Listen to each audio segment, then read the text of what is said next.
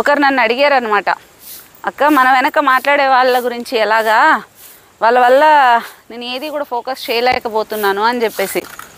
నాకు రీసెంట్గా ఒక కమెంట్ వచ్చింది, ఒకరికి బ్లడ్ నీడ్ ఉంది, చాలా కష్టమైన సమయం అన్నమాట. నేను మాట్లాడే వాళ్ళతోటి మాట్లాడినప్పుడు తెలిసింది ఏంటి అంటే, వాళ్ళ తండ్రి సడన్గా కింద పడిపోయాడు, దానివల్ల ఆయనకి బ్లడ్ క్లాట్ అయింది, తలలో సర్జరీ ఉంది, బ్లడ్ కావాలి. దాని కింద ఒకడు పెట్టాడు కమెంట్, ఎర్రి పుష్పం అని చెప్పి పెట్టి, అలా కనిపిస్తున్నామా సో అని చెప్పి పెట్టాడు. సో ఓకే పెట్టాడు అనమాట. పెట్టగానే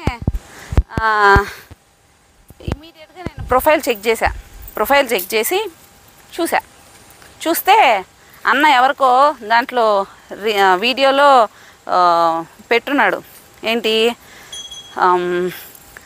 నా నెంబర్ పలానా తమ్ముడు ఫోన్ చేయి అని చెప్పేసి. ఫోన్ నెంబర్ తీసుకొని ఇమ్మీడియట్గా కాల్ చేసి ఎర్రిప్పు అని వాడు ఏదైతే పెట్టాడు, ఇక్కడ నేను పుష్పం అంటున్నాను కానీ నేను డైరెక్ట్గానే అన్నానులే, అక్కడ ఫోన్ ఎత్తగానే ఎట్లా కనిపిస్తున్నాడు రా, ఎవడు కనిపిస్తున్నాడు నీకు ఇట్లా అనగానే, మేడం సారీ మేడం అట్లా కాదు, అట్లా ఇదేంట్లో ఏ కమెంట్లో ఎట్లా పెట్టాలి ఏం మాట్లాడాలో కూడా తెలియదురా నీకు అని చెప్పి డైరెక్ట్గా అనేసరికి ఇప్పుడు తెప్పకి సైలెంట్ అయిపోయినాడు. సో ఇక్కడ నువ్వు ఎప్పుడైనా ఒక పని మీద చేస్తున్నప్పుడు 100 వస్తుంటాయి, నీ ఎమోషన్స్ ప్రతి దగ్గర నీ నీతి నిజాయితీ మంచితనం ప్రతి ఒక్కడి దగ్గర చూపించుకుంటూ పోతుంటే వాడిని తొక్కేసుకుంటూ పోతుంటాడు. నీ నీతికి నిజాయితీకి మంచితనానికి ప్రతి ఒక్కరు డిజర్వ్ కాదు. నీ ఎమోషన్స్ ఎక్కడ ఎట్లా వాడాలనేది కూడా నీకు తెలిసి ఉండాలి.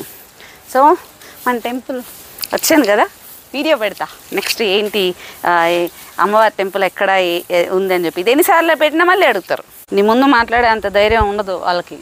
నువ్వు కరెక్ట్గా క్వశ్చన్ చేస్తే ఏడ్చే రకాలు వాళ్ళు. సో అలాంటి వాళ్ళకి ఇంపార్టెన్స్ ఇచ్చి నువ్వు చేసే పని మీద వదిలేసి వాళ్ళకి ఎక్కువ ఇంపార్టెన్స్ ఇవ్వద్దు, ఎక్కువ బాధపడద్దు. వాళ్ళకంత ధైర్యం లేదు, అందుకే నీ వెనక మాట్లాడతారు. ఓకే.